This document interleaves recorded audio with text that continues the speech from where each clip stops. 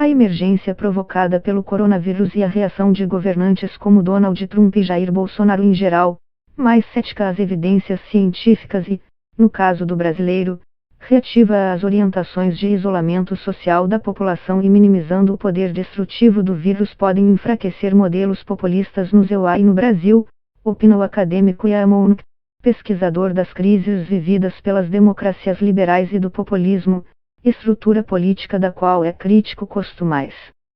O alemão Mounk é também professor associado de prática de assuntos internacionais na Universidade Johns Hopkins, no EUA, e autor de livros como O Povo contra a Democracia porque Nossa Liberdade Corre Perigo e Como Salvá-la.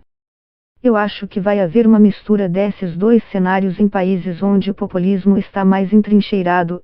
Essa é a oportunidade de criar ditaduras que vão ser difíceis de desmontar.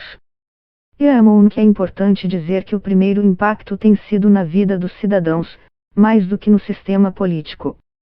Este momento é o maior perigo à saúde e à segurança das pessoas, certamente nas democracias desenvolvidas, que vemos em muito tempo.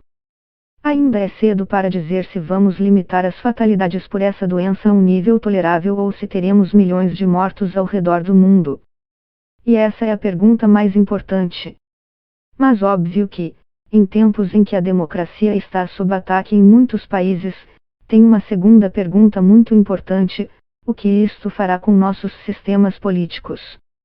O que vemos, até agora, em alguns dos países onde ditadores estavam já bem entrincheirados, a pandemia lhes deu uma desculpa e uma oportunidade de destruir instituições democráticas mais rapidamente e amplamente do que poderiam ter feito em outras circunstâncias.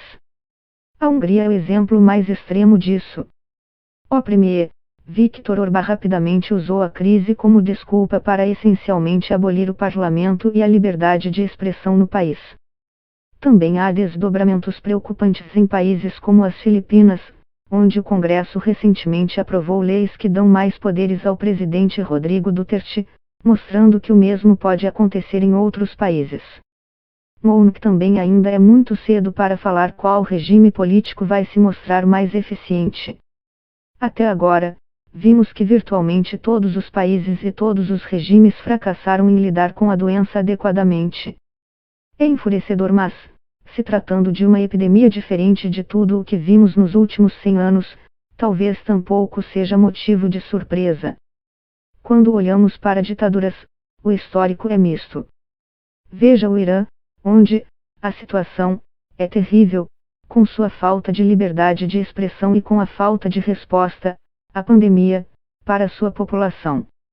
A própria China, que lidou com o vírus de forma bastante impressionante sob alguns aspectos, também carrega uma grande culpa pela pandemia global por suas falhas em como respondeu no início da crise.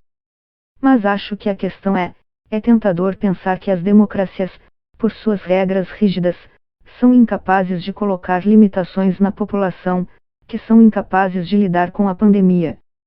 E países como a Coreia do Sul provam que isso está errado.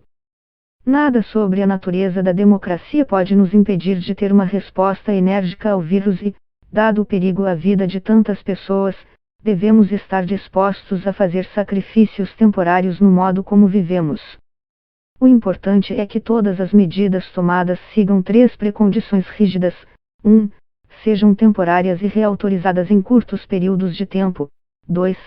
Sejam sujeitas ao controle democrático e judiciário, para que, caso o presidente ou o premier diga quero manter esses poderes por mais tempo, haja um mecanismo de controle que o impeça. 3. Sejam precisamente customizadas para a salvação das vidas. O que Orbán está fazendo na Hungria não cumpre com nenhum desses requisitos. Prender as pessoas pelo que elas falam nas redes sociais ou abolir o parlamento não são medidas necessárias para salvar vidas. Mounk há uma possibilidade otimista.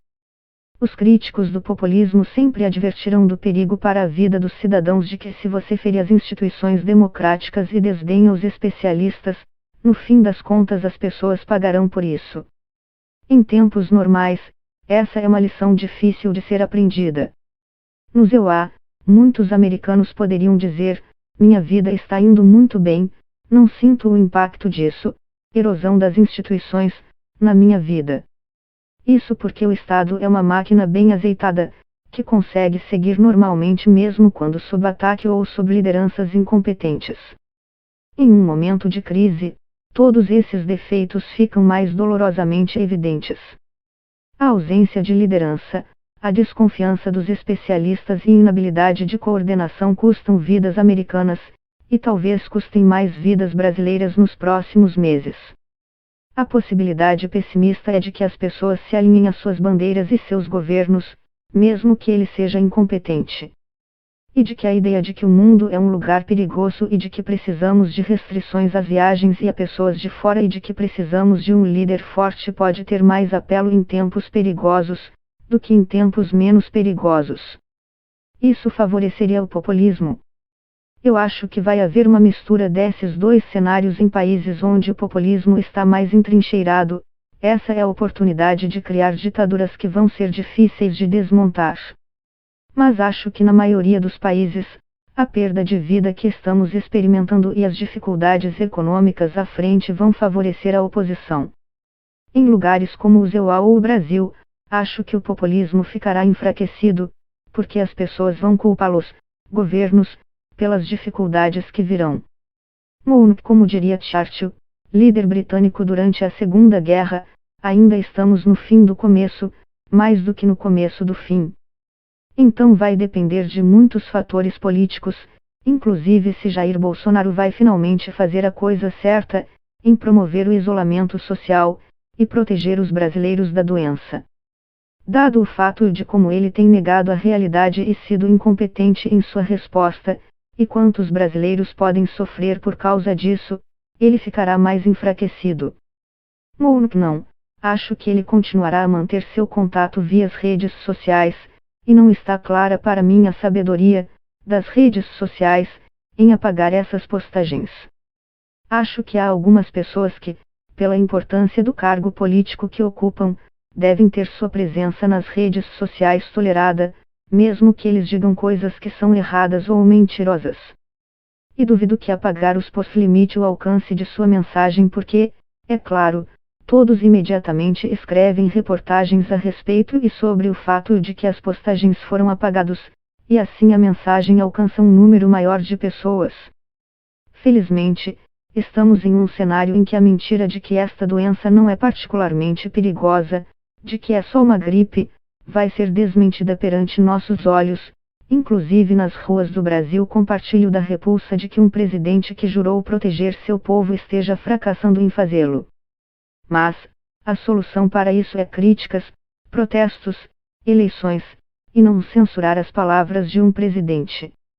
Uma única extensão da polarização e a extensão da desconfiança que a oposição corretamente tem a respeito de governos, da Polônia ao Brasil e ao ZEUA, limita as opções. Em tempos menos polarizados, poderia-se imaginar, em governos sem ambições autocráticas, que as pessoas tolerariam o adiamento de eleições por motivos extraordinários de saúde pública. Quando temos presidentes e premiers que sistematicamente minaram instituições públicas e expressaram desdém pelo sistema democrático, é difícil para a oposição aceitar o adiamento de pleitos. Então acho que é certo que haverá eleições no ZEUA em novembro, mas o que precisa ser feito agora é colocar em marcha as condições para que elas ocorram de modo seguro, disponibilizar o voto postal em todos os lugares, buscar formas de voto online. De modo que se a emergência de saúde pública persistir, teremos eleições de modo legítimo. Não acho que serão inteiramente novos. Muitos estados americanos já têm a habilidade de votar por correio. Já há muito ativismo online, em vez de pessoalmente. Mas acho que haverá uma aceleração na mudança. Que eu faria uma distinção entre a ciência e o jornalismo neste caso em particular. Espero que isto faça as pessoas levarem a ciência mais a sério e riscos invisíveis mais a sério. Fazia anos que especialistas em saúde pública alertavam sobre vírus que passam de animais para hospedeiros e para humanos e que quando tivéssemos azar, um deles seria muito mortífero e para isso precisávamos de uma melhor infraestrutura de saúde pública e mais dinheiro para monitoramento.